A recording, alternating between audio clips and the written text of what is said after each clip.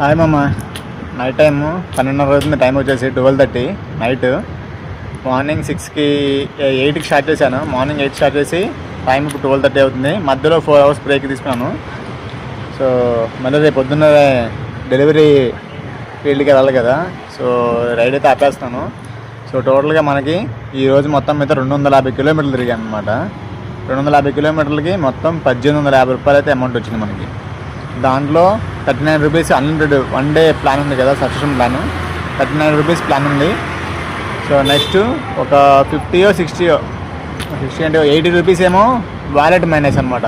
80 rupees wallet minus, 39 rupees wallet subscription plan, and 250 కిలోమీటర్లు ride kilometres అనమాట తిరిగింది.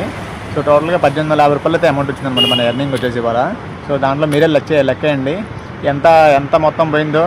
Bike అయితే మార్చేయనమాట. హోండా SP 125 మీద చేశాను ఇవాళ. అది పల్సర్ మీద ర్యాపిడ్ మన మైలేజ్ రావట్లేదని చెప్పేసి బైక్ అయితే మార్చాను అనమాట. ఇది వచ్చేసి యావరేజ్ 60-65 వస్తుంది.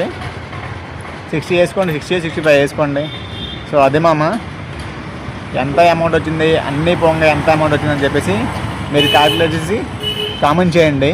నాకు అర్థమైంది, మీకు అర్థమవుతుంది. అది మామ, రేపు మళ్ళీ కలుస్తాను. గుడ్ నైట్ మామ. వీడియో నచ్చితే లైక్ చేయి.